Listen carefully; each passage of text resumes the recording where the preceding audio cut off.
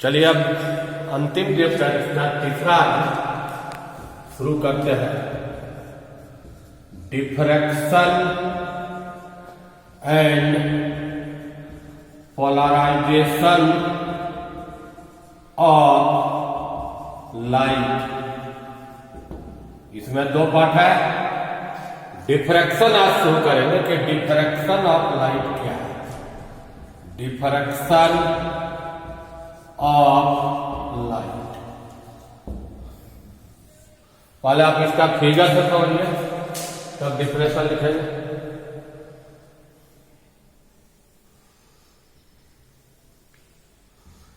एक ऑब्स्टेकल है। ऑब्स्टेकल का मतलब इससे लाइट पास नहीं करती। यहां पर आपका सोर्स ऑफ लाइट, लाइट का प्रोपगेशन क्या होता है, रेक्टेंगुलर होता है, सीधा जाता है। अगर कोई रुकावट नहीं आए तो ये लाइट अपना सीधा इसे जाता है। ये आपका स्क्रीन। तो ये जो ऑब्स्टेकल रखे, ऑब्स्टेकल, इसका यहां पर क्या बनेगा, छाया बनेगा, ज्योमेट्रिकल शैडो बनेगा। तो ये जो कॉर्नर है, ऑब्स्टेकल का कॉर्नर से जैसा लाइट मुड़ेगा ऐसे चलेगा। किस रीजन में जाए, ज्योमेट्रिकल शैडो। दूसरा फिगर आप देखिए,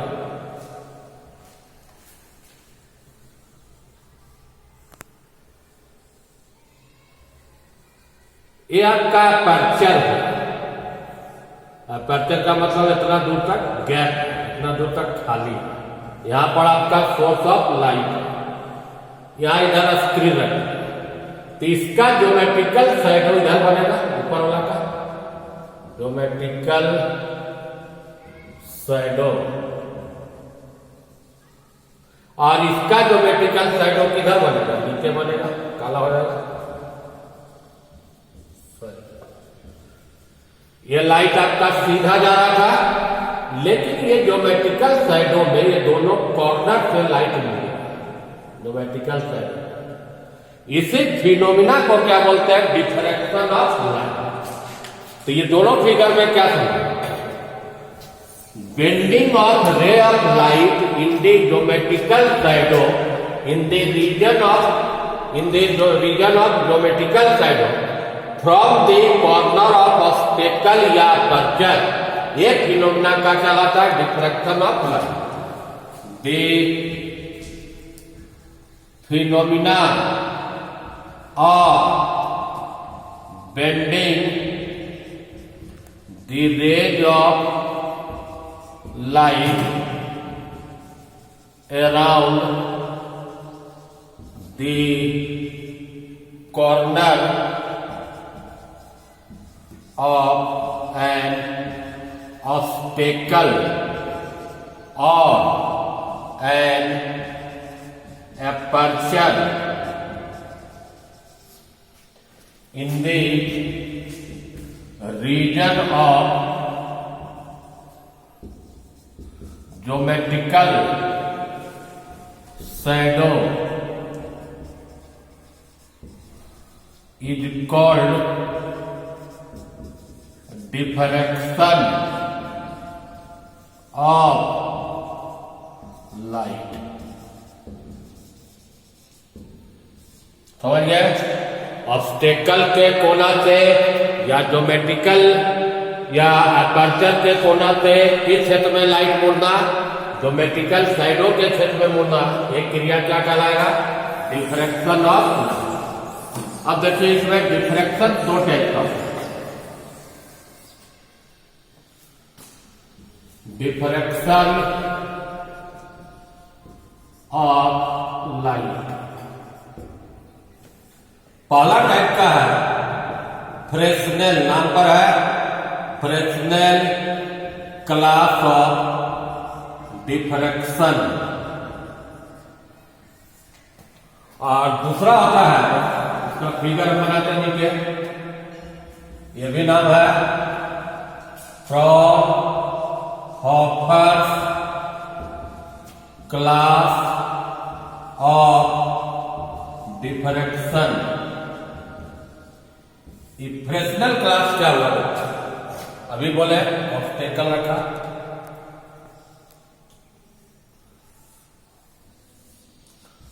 स्क्रीन पर, यहां पर सोर्स,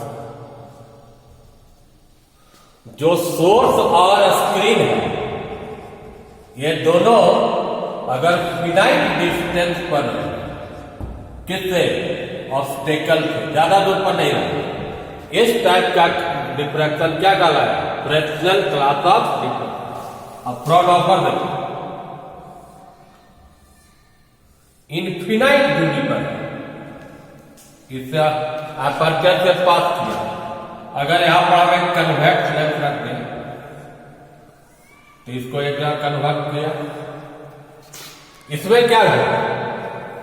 सोर्स और स्क्रीन ये दोनों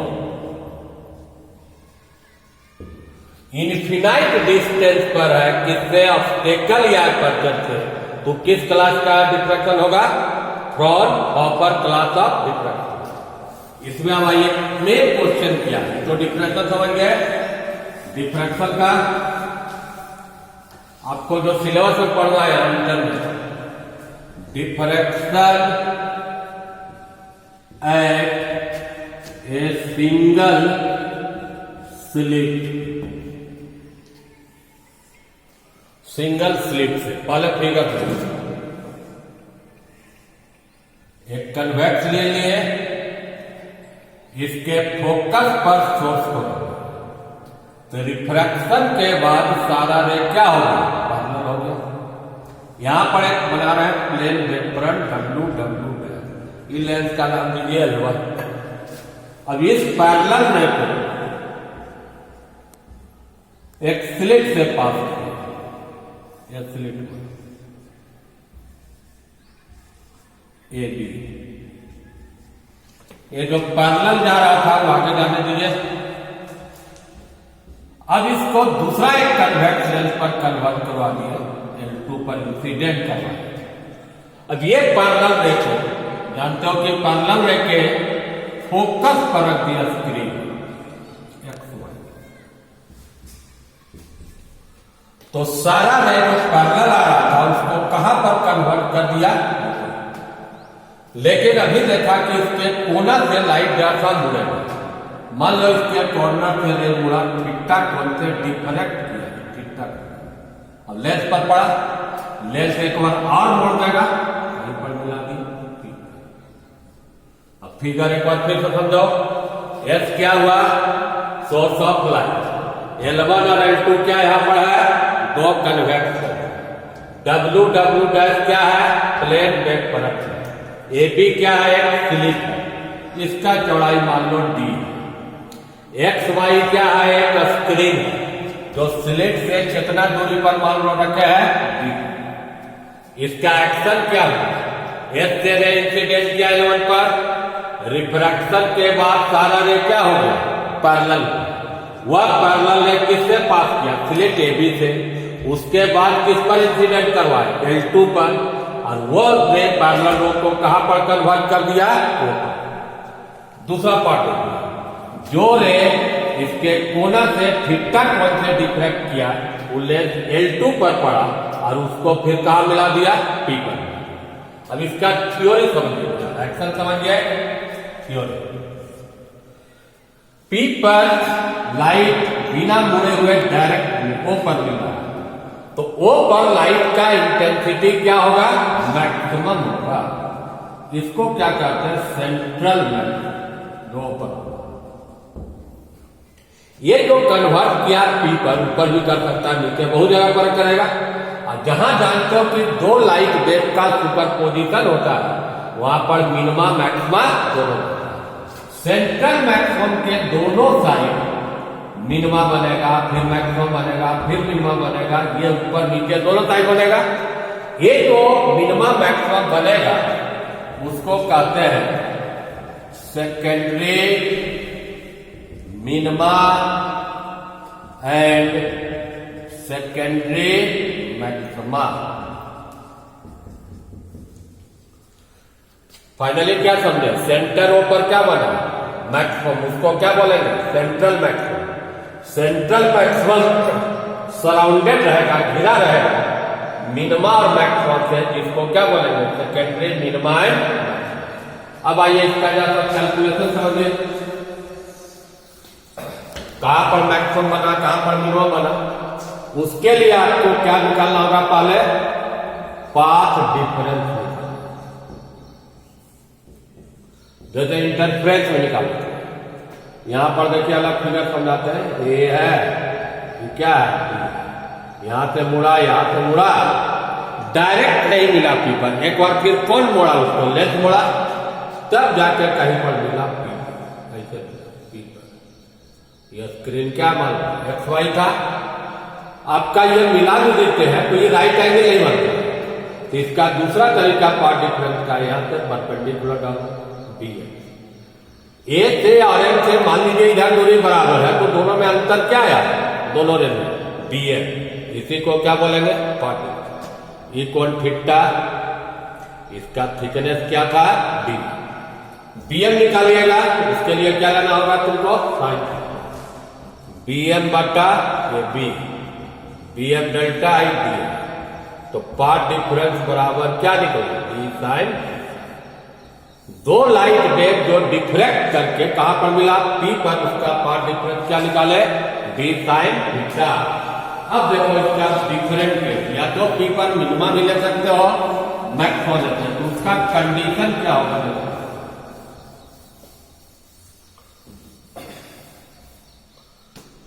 डिफरेंट केसेस, पहला ले रहा है फॉर दी सेकेंडरी मिनिमा,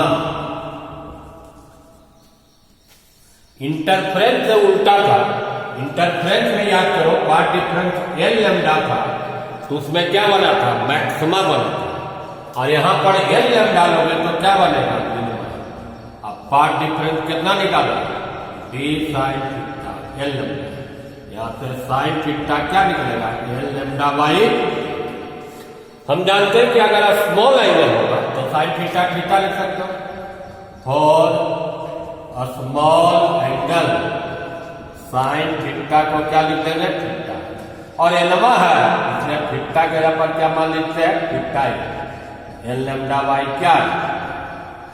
अगर 1 2 3 बैठाते जाओ इक्वेशन में, तो पहला दूसरा तीसरा का एंगुलर डिफ्रैक्शन निकलता है, पुटे n बराबर 1 2 3 we get angular diffraction of ray of light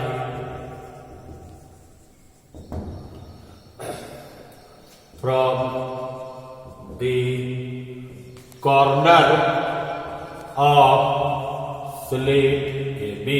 कुछ वैल्यू बैठाते हैं, मान लो वहां पर 1 बैठाओगे तो कितना आएगा लैम्डा बाई डी, पहला जहां पर सेकेंडरी मिनिमा बना होगा, ये जो आपका जो सीधा जा रहा होगा वो कितना एंगल से मुड़ा होगा ये थीटा 1 से, दूसरा जो मुड़ेगा वो थीटा 2, अलग अलग एंगल से थीटा 2, दूसरा का सेकेंडरी मिनिमा का क्या कंडीशन 2 लैम्डा बाई एन का वैल्यू क्या बैठाने पर, तीसरा क्या होगा 3 लैम्डा बाई डी, एन का मान क्या बैठाने पर 3 है।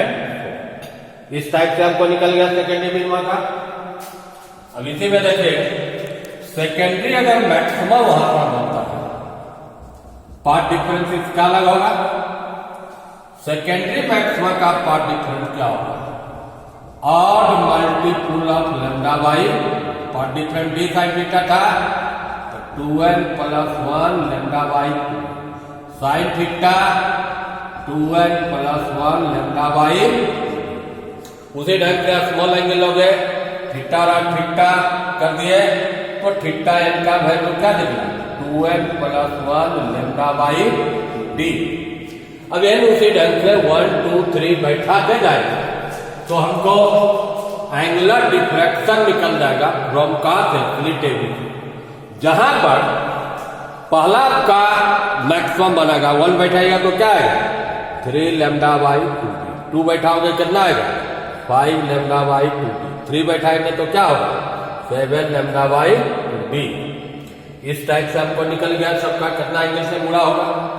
अब इसमें दो बहुत शॉर्ट क्वेश्चन बताता है, ये तो लॉन्ग टाइप में आएगा। Diffraction at a single slit, central maxima का बिट पूछेगा कि क्या।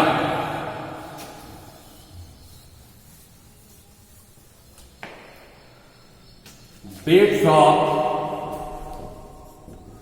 सेंट्रल मैक्सिमम, पहले आप फिगर करो। अभी क्या बोले थे, ये स्क्रीन, स्क्रीन के सेंटर पर मैक्सिमम बनेगा, उसको क्या बोलते थे, central.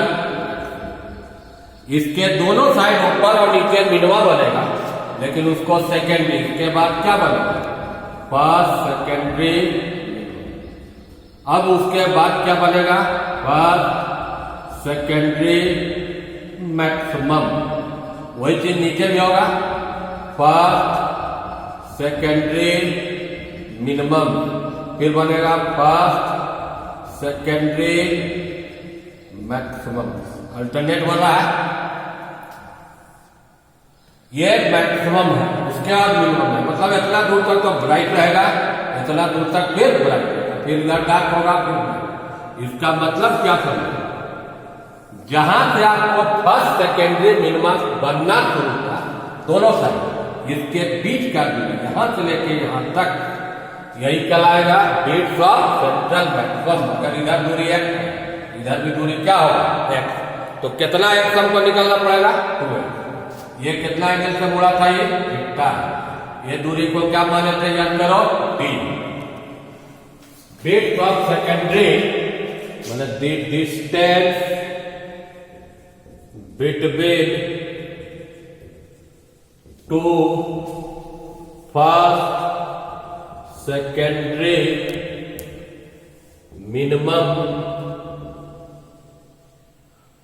either two sides of center is called bits of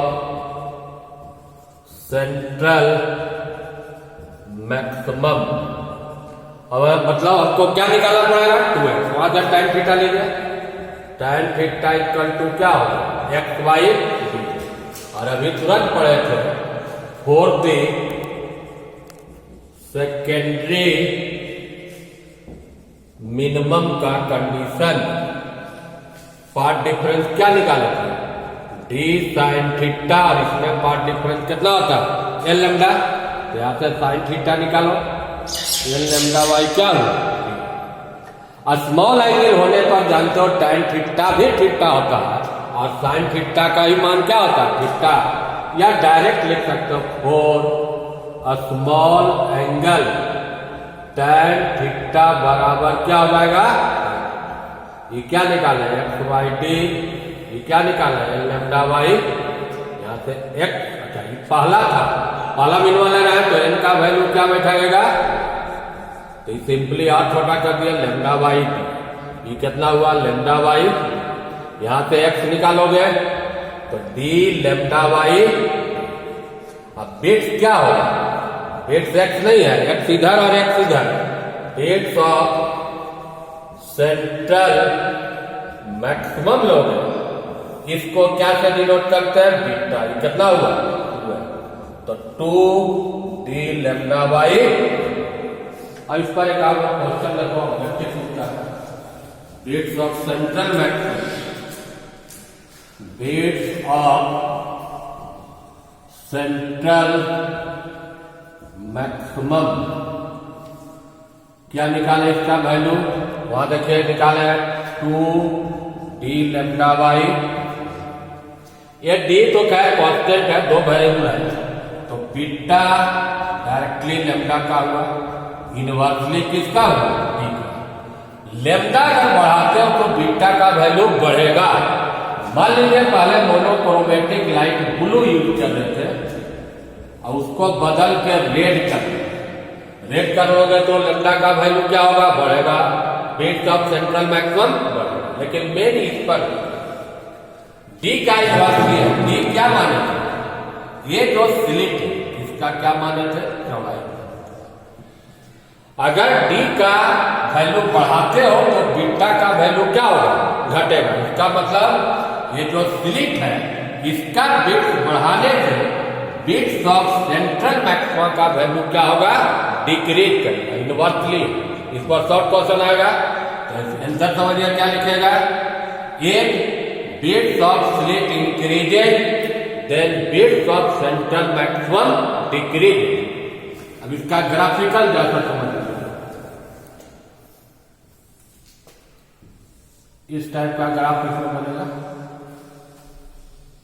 घटते जाएगा।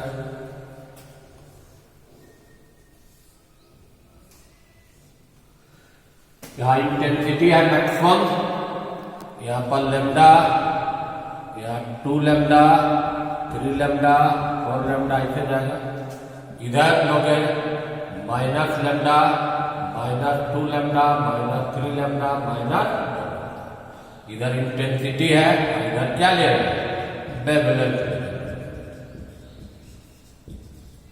तो इसका मतलब सेंट्रल मैक्सिमा का इंटेंसिटी क्या हुआ, सबसे अधिक हुआ, उसके बाद जो मिनिमा मैक्सिमम बन रहा है उसका इंटेंसिटी क्या है, डिक्रीजिंग ऑर्डर पर।